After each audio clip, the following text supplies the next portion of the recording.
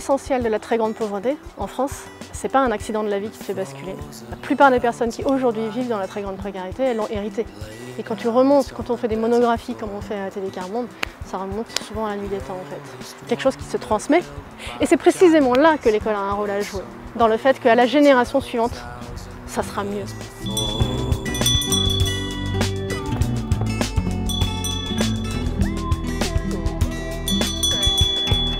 On a été plusieurs à être touchés par cette association, la Télé Quart Monde, et en fait à se rendre compte qu'on n'est pas très au clair avec le fait qu'il y a des enfants dans nos classes qui sont transparents, dont cette réalité sociale nous est transparente. Et pour moi, il y a un besoin d'échanger avec d'autres personnes parce qu'il y a une forme de fatigue qui se crée à sentir de l'impuissance face à des situations de famille qui sont éventuellement vraiment difficiles au quotidien. Et puis du coup, des formes d'impuissance aussi dans le travail parce qu'on a en face de nous des enfants qui ne sont pas disponibles éventuellement. Donc pour moi, il y a besoin d'échanger sur ce thème de la grande pauvreté, c'est vraiment indispensable.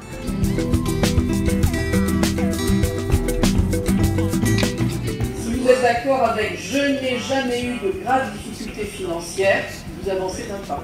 Dans l'atelier qu'a organisé la Télé Quart Monde, je me suis retrouvé avec un personnage, c'était Mehmet, qui était pas vraiment en situation régulière, mais il était en demande d'asile refusée, alors il était entre les deux, il changeait d'hôtel avec ses 3 enfants. Je n'ai pas peur qu'on puisse me regarder comme si j'étais un mauvais parent. C'est horrible parce que moi, il y en avait qui avançaient quoi. Puis moi, je pouvais pas avancer, honnêtement. Mehmet, il pouvait pas avancer là. Tu conduis, il pouvait pas avancer, machin, tu pouvais pas avancer. Et je sentais comme quoi c'était injuste quoi. Et la manière dont c'était organisé là, c'était ouf. Voilà, ça m'a touché.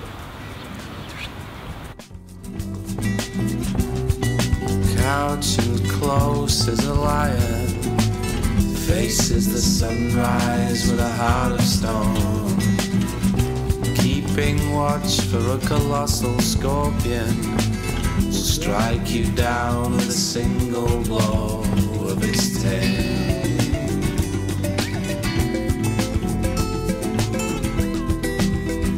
Mes enfants ne vivront pas ce que moi j'ai vécu. Et ça, c'est un truc qu'on entend extrêmement souvent de la part des parents qui vivent la très grande pauvreté. Ils ont une attente vis-à-vis de l'école qui est colossale.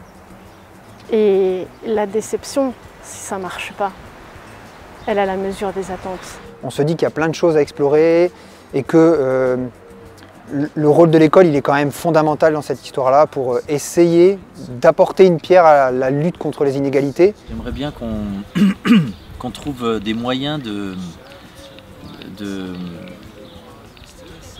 le vivre dans l'espoir, quoi. C'est-à-dire on soit plus conscient de ce qui se passe, mais sans que ça nous alourdisse. Parce que si on se laisse écraser par ça, on va le mettre à distance. Parce que t'aimes pas être dans une situation où t'es dans l'incapacité, quoi. Y a rien à faire, c'est trop énorme, c'est au-dessus de nous. Donc comment trouver à la fois d'ouvrir les yeux, d'enlever ces points aveugles, mais en même temps de pas être écrasé, quoi. On a des gens en face de nous et on va trouver quelque chose, quoi. Que chacun à sa place peut faire quelque chose et que donc qu'on peut agir et qu'il n'y a pas de fatalité, qu'on peut agir.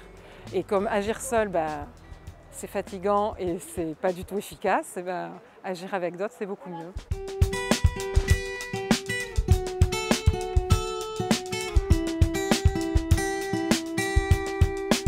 Le fait d'être en recherche, je me trouve praticien imprégné parce que je suis en recherche. À laisser la place justement pour que chacun puisse être au sein de l'école, y compris les parents, y compris les enfants, et grandir ensemble. En fait.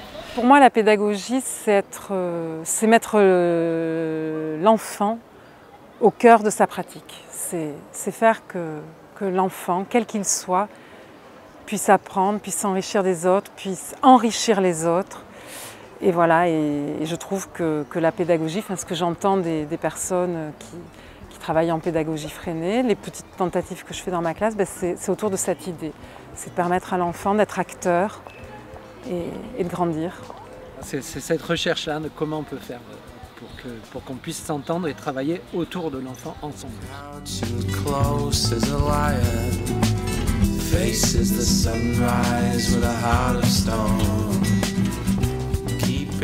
Moi, il y a vraiment des choses dans l'école depuis toujours, je crois, même en tant qu'élève, qui me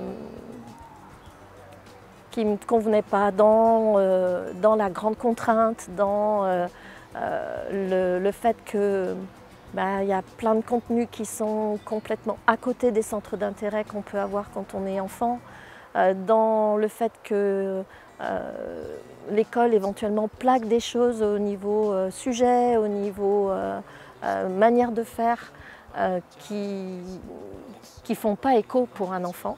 C'est au contact de la difficulté scolaire en fait que je m'y suis mis pour refuser le fatalisme en fait. Y a une forme de satisfaction à avoir une part dans la société, une part active. Finalement, ça me donne l'occasion dans mon métier d'être dans une forme de militantisme. Keeping watch for a colossal scorpion, strike you down with a single blow of its tail.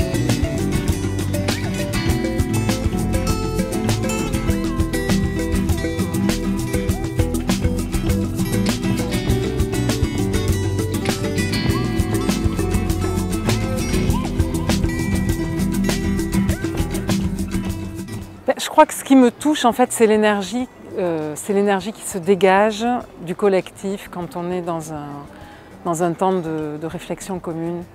J'ai vraiment la sensation que c'est en échangeant qu'on avance, qu'on imagine des choses nouvelles et qu'on est de plus en plus proche, juste par rapport à ce qu'on a envie de faire, quoi. On a besoin de ces temps de ressourcement et de ces temps où on s'enrichit des autres et on prend de l'énergie. Beaucoup d'envie et beaucoup d'énergie aussi pour relancer de nouvelles choses, pour améliorer des choses encore. Voilà. On prend des forces pour la suite en fait.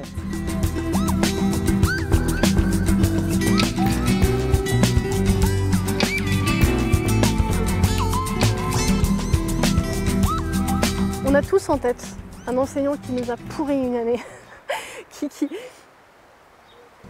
Et puis, un enseignant qui a été la bonne personne au bon moment, avec les bons mots, et qui a un petit peu infléchi notre trajectoire de vie. Et parmi ces gens-là,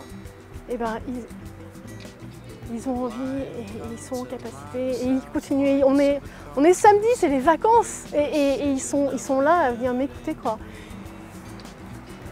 Ils se donnent les moyens d'être cette personne-là de temps en temps pour un gamin qui avait pile besoin d'eux à ce moment-là. Et ça me touche énormément.